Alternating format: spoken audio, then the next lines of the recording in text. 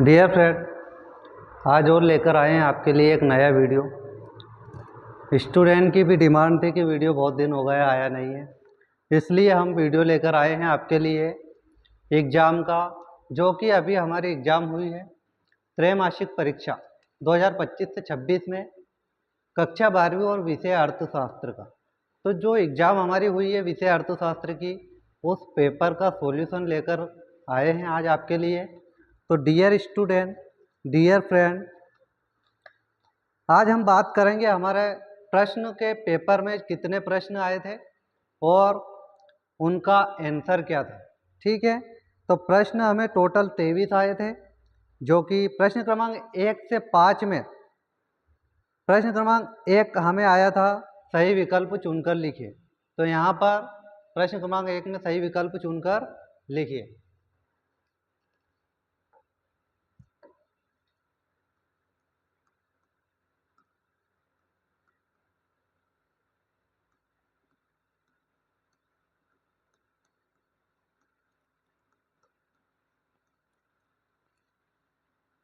सही विकल्प में पहला प्रश्न था हमारा, जब सीमांत उपयोगिता ऋणात्मक होती है तब कुल उपयोगिता होती है। तो इसमें ऑप्शन दिए थे, अधिकतम होती है, घटने लगती है, घटती दर से बढ़ती है या शून्य हो जाती है। तो डियर फ्रेंड, डियर स्टूडेंट, इसका सही उत्तर होने वाला है घटने लगती है। ठीक है, प्रश्न क्रमांक 1 का उत्तर होगा घटने लगती है। ठीक है, अगर आपने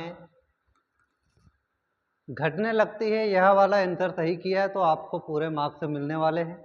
ठीक है, उसी प्रकार दूसरा प्रश्न है, कॉफ़ी के मूल्य में वृद्धि होने पर चाय की मांग।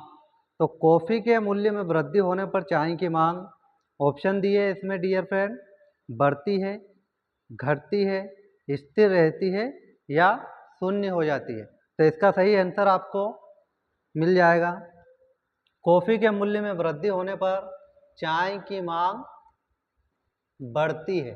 ठीक है, जब कॉफ़ी की कीमत बढ़ जाएगी तो अधिकतर लोग चाय पीना पसंद करेंगे। ठीक है, इसी प्रकार से तीसरा प्रश्न है, मांग की लोच से अभिप्राय। तो मांग की लोच से अभिप्राय, चार ऑप्शन दिए हैं इसमें, कीमत में परिवर्तन के कारण मांग में परिवर्तन, या कीमत में परिवर्तन, अर्थात मांग में परिवर्तन के कारण कीमत में परिवर्तन, या कहें कि मांग में परिवर्तन। तो इसका सही आंसर होने वाला है मांग की लोच से अभिप्राय है कीमत में परिवर्तन के कारण, कीमत में परिवर्तन के कारण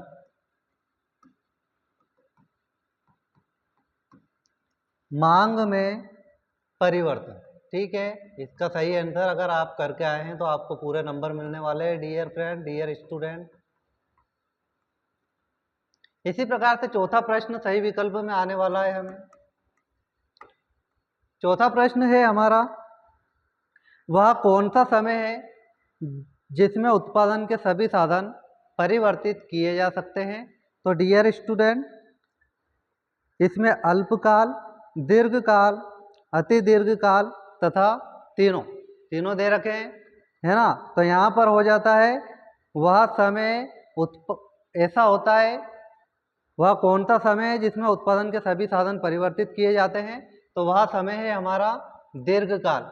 जब समय की अवधि लंबी हो जाती है या समय अधिक होता है तो उसमें हम साधनों के कारक को क्या करते हैं, ठीक है, परिवर्तित कर देते हैं। ठीक है, इसी प्रकार से पांचवा प्रश्न सही विकल्प में, वस्तु की उस मात्रा को क्या कहते हैं जिसे विक्रेता निश्चित समय, बाजार तथा कीमत पर बेचने को तैयार होते हैं। तो इसमें ऑप्शन दिए हैं, पूर्ति, मांग, पूर्ति की लोच, या कहें मांग की लोच। तो डियर स्टूडेंट, हमारा सही उत्तर हो जाता है इसमें पूर्ति। ठीक है, इसी प्रकार से छठा प्रश्न दे रखा है, छठा प्रश्न है हमारा, निम्नतम निर्धारित कीमत किसके द्वारा निर्धारित की जाती है? तो निम्नतम निर्धारित कीमत इसमें ऑप्शन दिए हैं, सरकार द्वारा, उद्यमी द्वारा, किसान द्वारा या व्यापारी द्वारा। तो निम्नतम निर्धारित कीमत निर्धारित की जाती है, उसका उत्तर हो जाता है सरकार के द्वारा। ठीक है, सरकार द्वारा आ जाता है यहाँ पर, सरकार के द्वारा। ठीक है, आगे चलते हैं हम। उसके बाद दूसरा प्रश्न आता है हमें, रिक्त स्थानों की पूर्ति कीजिए। सेकंड में आता है हमें रिक्त स्थानों की पूर्ति कीजिए। ठीक है,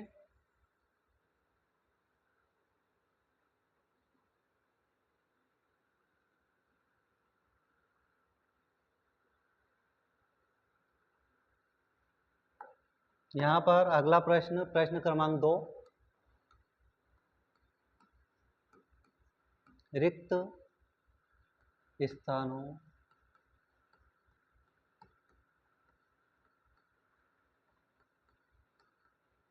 की पूर्ति। तो डियर फ्रेंड, डियर स्टूडेंट, प्रश्न क्रमांक 2 में रिक्त स्थानों की पूर्ति में पहला प्रश्न दे रखा है, बजट रेखा की प्रवणता रिक्त स्थान होती है। तो जहां पर रिक्त स्थान, जो खाली जगह है, वहां पर आ जाता है हमारा आंसर, बजट रेखा की प्रवणता ऋणात्मक होती है। ठीक है, कुछ स्टूडेंट कहते हैं कि -P/P2 आता है, लेकिन वो सही नहीं है। बजट रेखा की प्रवणता ऋणात्मक होती है। ठीक है, जब रिक्त स्थान की बात करते हैं। सेकंड प्रश्न होता है, अल्पकालीन उत्पादन फलन को, ठीक है, अल्पकालीन उत्पादन फलन को रिक्त स्थान कहते हैं। तो इसका उत्तर हो जाता है परिवर्तनशील। ठीक है, परिवर्तनशील, यह उत्तर हो जाता है इसका। इसी प्रकार से तीसरा प्रश्न है, जब MP शून्य होता है, MP का मतलब होता है मार्जिनल प्रोडक्ट, सीमांत उत्पाद शून्य होता है, तब TP मतलब टोटल प्रोडक्ट, कुल उत्पाद रिक्त स्थान होता है। तो इसका उत्तर हो जाता है अधिकतम। ठीक है, डियर स्टूडेंट, तीसरे रिक्त स्थान में आता है हमारा आंसर अधिकतम। इसी प्रकार से चौथा प्रश्न क्रमांक 4, नंबर 4 पर, उत्पादन की प्रति इकाई लागत को, उत्पादन की प्रति इकाई लागत को रिक्त स्थान कहते हैं। तो ठीक है, उसको हम औसत लागत कहते हैं, याद रखना, औसत लागत कहते हैं। ठीक है, इसी प्रकार से पांचवा प्रश्न है हमारा, एक पूर्ण प्रतिस्पर्धा बाजार में फर्म की कीमत रिक्त स्थान होती है। तो एक पूर्ण प्रतिस्पर्धा बाजार में फर्म की कीमत होती है, उसको हम स्वीकारक, स्वीकारक का मतलब स्वीकार। ठीक है, तो उसमें आ जाता है स्वीकारक। ठीक, इसी प्रकार से छठा प्रश्न जब हमारा आता है, छठा प्रश्न दे रखा है, पूर्ति का नियम कीमत एवं वस्तु की पूर्ति के बीच रिक्त स्थान संबंध को बताता है। तो पूर्ति का नियम कीमत एवं वस्तु की पूर्ति के बीच धनात्मक संबंध को बताता है। तो डियर फ्रेंड, डियर स्टूडेंट, हमारा जो आंसर हो जाएगा वो हो जाएगा धनात्मक। ठीक है, आंसर धनात्मक हो जाता है। ठीक, इसी के साथ चलते हैं अगले प्रश्न की ओर, जो कि प्रश्न क्रमांक 3, सत्य असत्य दे रखा है। प्रश्न क्रमांक 3, सत्य असत्य। ठीक है,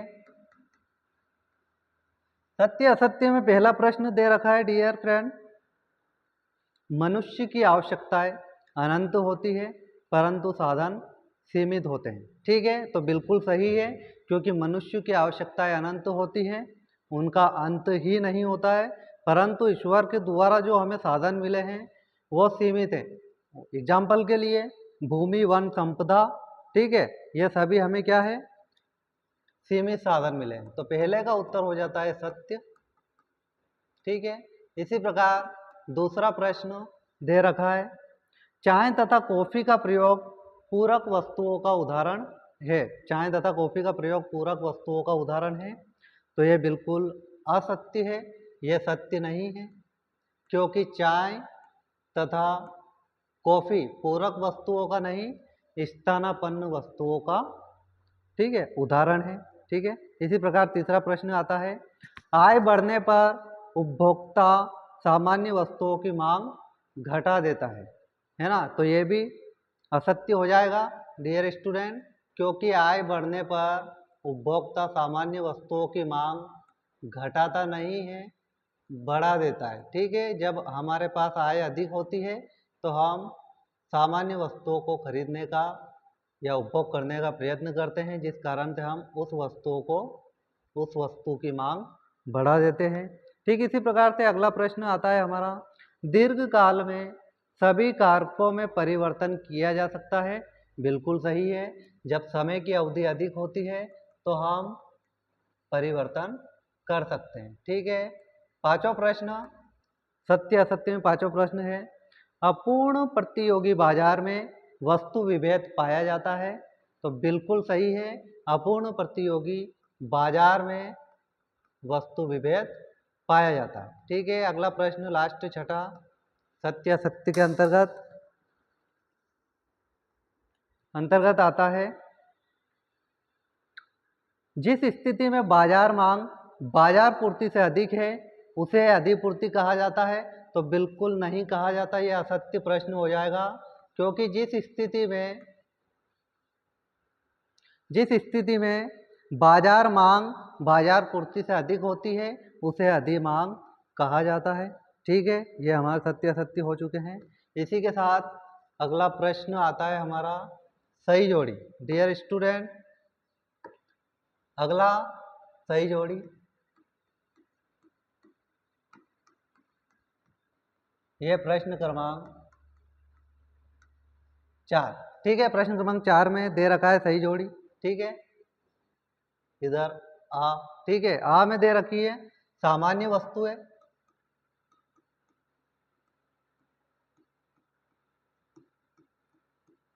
ठीक है। दूसरे नंबर पे है मांग का नियम, दूसरे नंबर पर मांग का नियम। ठीक उसी प्रकार से तीसरे नंबर पर है कुल उत्पाद का सूत्र, कुल उत्पाद का सूत्र। चौथे नंबर पर दे रखा है पैमाने के प्रतिफल का संबंध, पैमाने के प्रतिफल का संबंध। ठीक है, पांचवें नंबर पर दे रखा है अधिमांग, अधिमांग दे रखी है। और छठे नंबर पर दे रखा है विश्व में महामंदी, विश्व में महामंदी। ठीक है,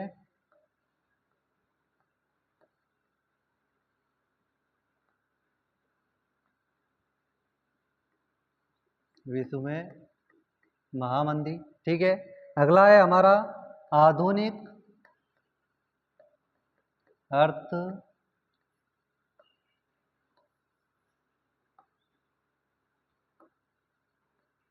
आधुनिक अर्थशास्त्र के जनक,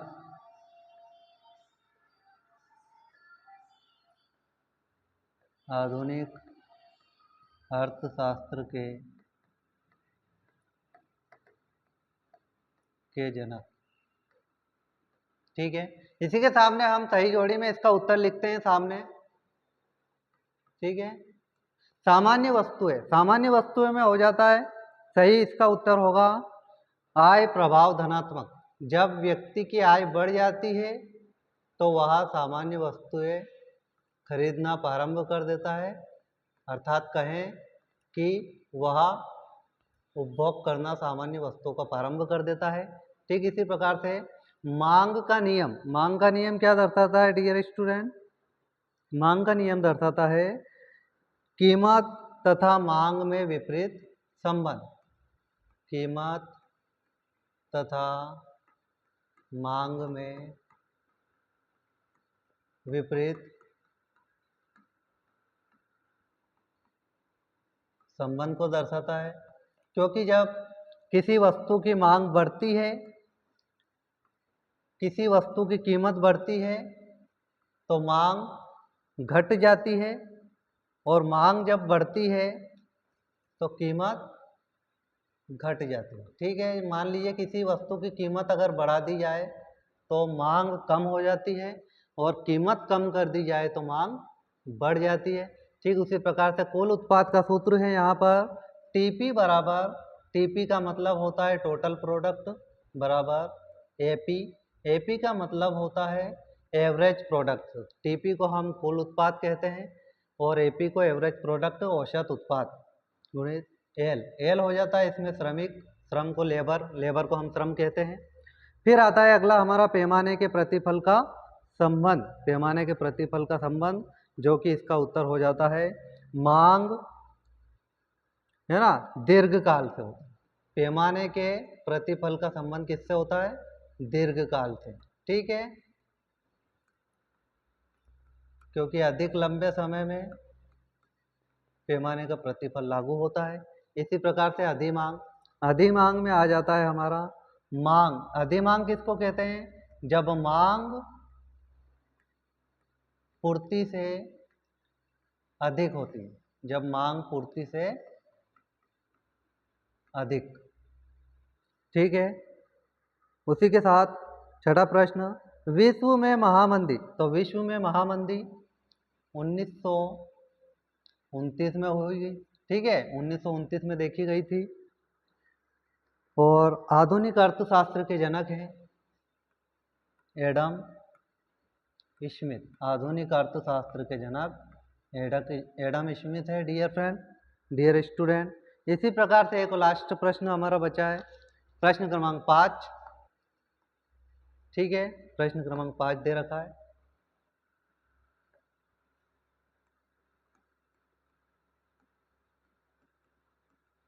जो कि दे रखा है एक वाक्य में। ठीक है, एक वाक्य में उत्तर दीजिए।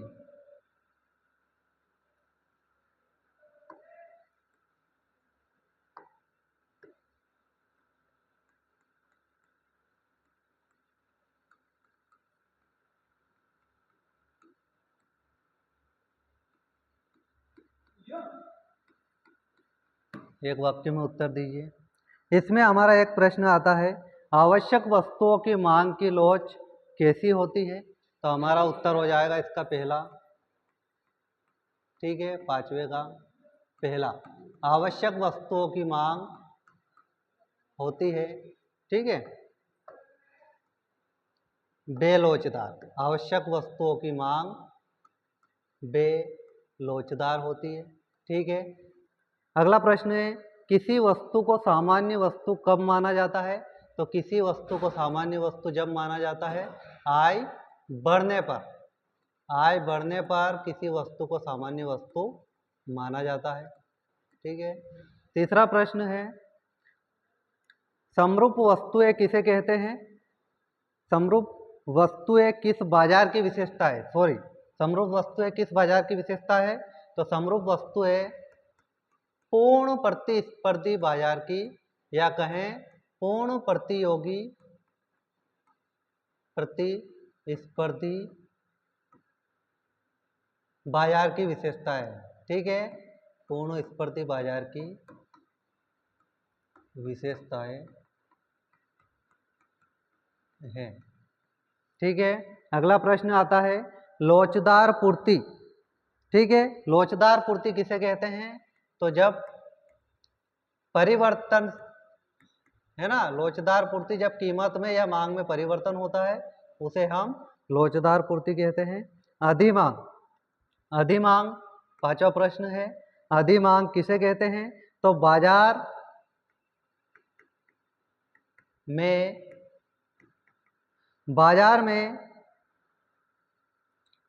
बाजार मांग पूर्ति से जब अधिक होती है, बाजार मांग पूर्ति से जब अधिक होती है, पूर्ति से अधिक होती है, ठीक है, तब हम अधिमांग कहते हैं। ठीक है, अगला छठा प्रश्न, अधिपूर्ति किसे कहते हैं? तो किसी वस्तु की आपूर्ति, ठीक है, इसका उत्तर हो जाता है किसी वस्तु की आपूर्ति या कहें पूर्ति मांग से अधिक होती है। ठीक है, पूर्ति मांग से अधिक, तब हम कहते हैं उसको अधिपूर्ति। ठीक है, मांग से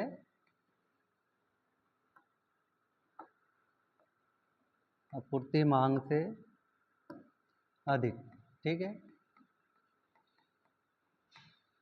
अधिक होती है तब उनसे अधिपूर्ति कहते हैं। ठीक है, अदृश्य हाथ से क्या तात्पर्य है? तो अदृश्य हाथ का उत्तर हो जाएगा, ठीक है, आर्थिक दक्षता कहें। ठीक है, आर्थिक दक्षता इसका उत्तर हो जाएगा, या कुछ शक्तियों का प्रभाव जो कि बाजार से मिली होती है और बाजार में इनका सहयोग किया जाता है, जिससे कि उसे हम अदृश्य हाथ कहते हैं। तो डियर फ्रेंड, यह था हमारा कक्षा 12वीं विषय अर्थशास्त्र का त्रैमासिक का पेपर, जो कि हमने इसका सॉल्यूशन दिया है। अगर वीडियो आपको पसंद आया हो तो dear friend, dear student, video को लाइक करें, सब्सक्राइब करें, ठीक है, और बेल आइकन बटन को भी दबाइए। Thank you.